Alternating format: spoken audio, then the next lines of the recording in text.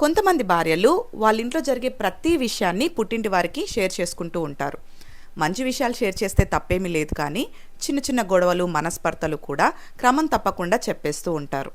రేపటి దినాన మీ ఇంట్లో జరిగిన గొడవని మీరు మర్చిపోయి సంతోషంగా ఉండొచ్చు, కానీ మీ తల్లిదండ్రులు మీలాగా మర్చిపోయే అవకాశం లేదు. మీరు చెప్పిన మాటల్ని వాళ్ళు ఇంకా గుర్తుంచుకొని మీ కుటుంబం పైన కోపము భేదము కలిగి ఉండే అవకాశం ఎక్కువగా ఉంది.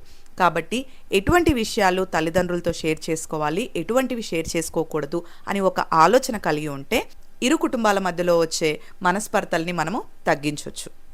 అలాగే కొంతమంది భర్తలు తన భార్య మాట కన్నా తన తల్లిదండ్రుల మాటకి ఎక్కువ విలువిస్తూ ఉంటారు. తల్లిదండ్రుల మాటల్ని విలువివ్వకూడదు అని నేను చెప్పట్లేదు, కానీ ప్రతి విషయంలోనూ కొన్ని సరిహద్దులు కలిగి ఉండడం కుటుంబానికి ఎంతో క్షేమకరం. వివాహం జరిగిన తర్వాత మీకంటూ ఒక కుటుంబం ఏర్పడుతుంది. అప్పుడు మీ కుటుంబానికి సంబంధించిన ప్రతి నిర్ణయాన్ని భార్యాభర్తలుగా మీరిద్దరూ కలిసి తీసుకోవడమే అది మీకు మంచి కలుగజేస్తుంది.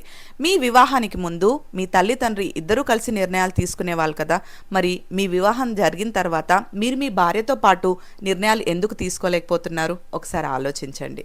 సో భర్త కానివ్వండి, భార్య కానివ్వండి, మీ ఇంటి విషయాలను ఇతరులకి షేర్ చేసేప్పుడు కొంచెం జాగ్రత్త కలిగి ఉండాలి. ఎందుకంటే మీరు మర్చిపోయినా ఇతరులు ఆ విషయాల్ని మర్చిపోరు కాబట్టి. అలాగే ఇతరుల మాట కన్నా మొదటగా మీ పార్ట్నర్ మాటకి మీరు ఎక్కువ విలువిచ్చినట్లయితే అది మీ మధ్యలో గౌరవాన్ని, ప్రేమని పెంచేలా ఉంటుంది.